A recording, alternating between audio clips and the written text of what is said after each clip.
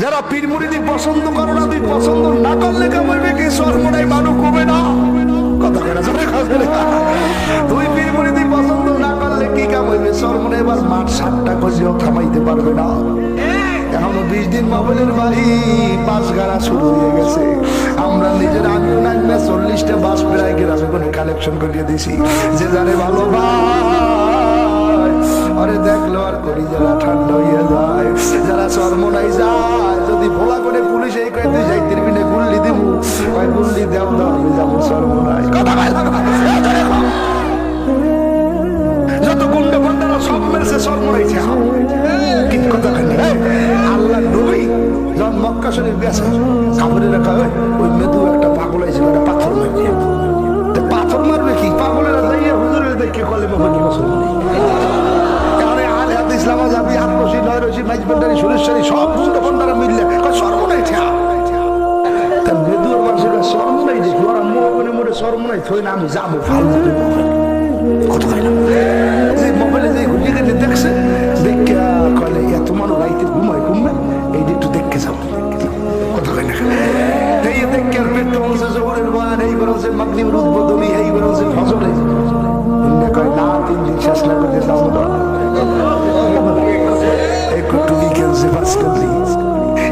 যত মানুষ কাতারে নামাজ পড়ে সবাই তো দাড়ি নিয়ে করছে দাড়ি ঘর কামাম মোবাইল করছে বলে না আমি সর্বনে এসি 15 দিয়ে আমার এইবার তাই কাতারে যত মানুষ নামাজ পড়ে সবুজ পাগড়ি পাগলাকে আমার মহিদি শাড়ি নাই পাগড়ি বানলে কেমন দেখাই কয় যাও দাড়ি তুলতে যাইবে কেনছে পাগড়ি একগো বান্ধে নামাজ পড়ি আল্লাহ হারাই বেরিগার দিয়া বেরিয়ে চরমনায় বিশ্বাস রায় দোষে আর মানে দেয় দাড়ি নেই আব্দুর রহমান মোহে দাড়ি নেই মাথায় পাগড়ি দিয়েছে কাম দেখছে আব্দুর রহমান কান্দু না আরে পাড়াই ছেলে গুন্ডা গুন্ডারা বদনাম কইয়া চরমনায় দেখেছি চরমনায় কি এখন যদি মেদু যাইয়ে উনি চরমনায় উল্টা কয় অন্নলা ভাটা মধ্যে জেমে যাওয়া লাগে কত কয় না আমরা দিনে তোমরা দেখো ভাইরা আল্লাহ যদি কবুল করলে ভালো হয়। আজ সরমনে আমরা এত বেশি দূরে করেন না পারলে ঢাকা দেন নাহলে আমারও তো আল্লাহ মোটামুটি ঘুরো হয় এক কালামানি ফজলুল করিমের জন্য যে মানুষ কি পাগল যেইটা না দেখলে বুঝবেন না। এ ভাইরা আমার বাবারা পাও ধরে বলে গেলাম হিংসারিয়া বন্ধ করিয়া কলমের মধ্যে মারে বাতের আগুন লাগাও কবুল করার মালিক কে বলি সেনে না মার বলি সেনে না গায় বলি সেনে না ঘরের জননায় আমাদের লোহালিয়া করে বাবা ছেলে নিয়ে গেছে চরমনাই ভাই 11 বছরে বলা লেগে গেছে আব্বা আমি তো মরে যাবো তুমি চরমনাই আবার যাবার তরিকার কাম করবা ছেলেটা আব্বার লগে করে শুনতে কীর্তন খোলা নদীর পাশে যাইয়া ঘোরাঘুরি করতে করতে একটা লঞ্চ দেখে আর একটা লঞ্চ দেখে এই দুইটা লঞ্চের লগে ধাক্কা খাইয়া দরাস করিয়া কীর্তন খোলা নদীতে পড়িয়ে গেছে। নদী বড় গর্ত এই নদীর মধ্যে বড় পানি স্রোতালা নদী যদিও নদীটা ছোট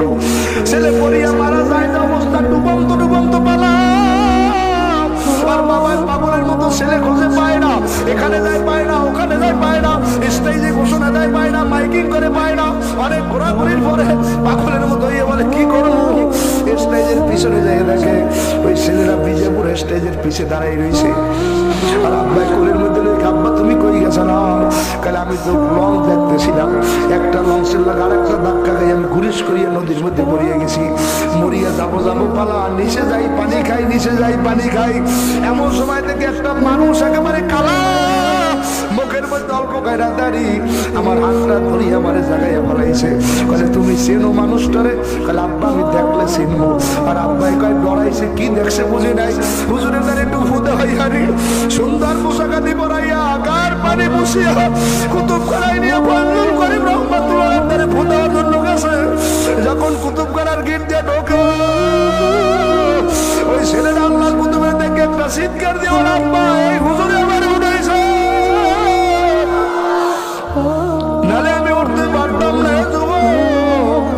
কেমনে বুঝাবো কি বুঝাবো কাজে একটু সময়ের জন্য মাথাটা নয়া দাও আসন দিয়ে বর একটু চোখের পানি ছাড়িয়ে দাও বান্দার মাওলার দ্বারে কামতে বড় মজা লাগে আসন দাও মাথা নয় মনের বুঝা আমার আব্বাই কই আমার ভাই কই আমার জোরের ভাই কই আমার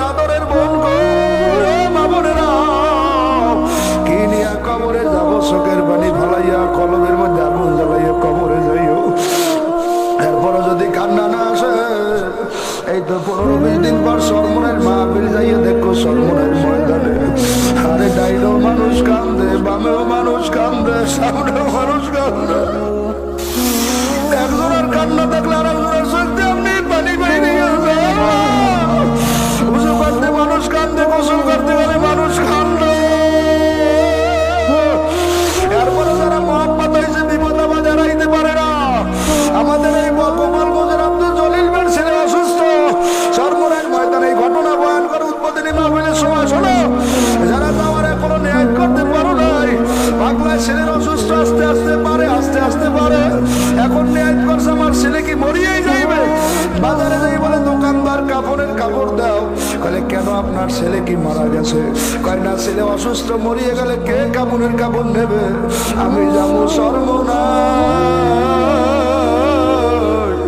আমার ছেলের কাপড়ের কাপড় আগে কিনে থুয়ে গেল। বিবি বলে বিবি জানাজার হুজুর বললে গেছি কবরের জায়গা দেখাই দিছি আল্লাহ, আমি যাই সর্বনাই হেফাজতের মালিক মাওলা। বাংলা রওনা করে সর্বনাই আইছে, ওইদিকে স্ত্রী হাতের মধ্যে কাপড়ের কাপড় নিয়ে তাহাজ্জুদের নামাজে কান্দার বলে মাবুদ আর বাবা গেছে সর্বনাই, তুমি আমার ছেলেরা হায়াত বাড়াইয়া দিও।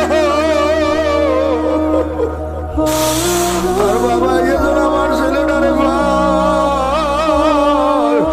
বাংলায় 3 দিন সর্বনের ময়দানে কাঁদতে কাঁদতে বাড়ি যাইয়া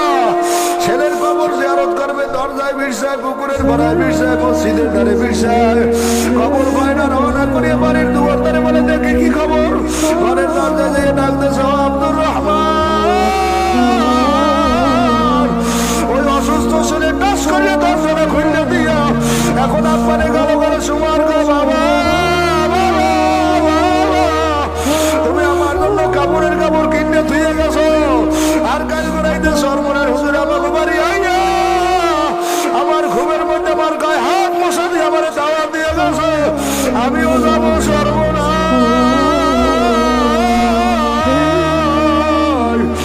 আমার মাওলারে না নিয়া কবরে যাবো। আরে যদি গুনাহগার হইয়া কবরে যাও, ডাইনে গুণের বামের মাটি এমন জোরে সাপ মারা 99টা সবে বেসাইবার কাম নাই রে। আমার মাওলার ঘোষণা নেওয়ার কবরে ডাইনে আগুন, বামে আগুন, সামনে আগুন, পিছনে আগুন, উভয় নাই, রেহাই নাই, মা নাই, বাপ নাই, ভাই নাই, বন্ধু নাই, আত্মীয় স্বজন কেউ নাই, ওই কবরে আল্লাহ বাদে কেহ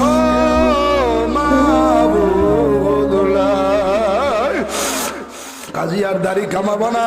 আর নামাজ সারবো না, টাস আর খেলা যাবো ফাদরসি, আর টাস খেলাবো না, আর গাঁজা খাবো না, অন্যায় সারিয়া মাওলার পাগল হইয়া এই মসজিদে যাইয়া নামাজ পড়বার মাওলারে বলাবা, গলা গলি ধরিয়া যেন সবাই মাওলার জান্নাতে যাইতে পারি।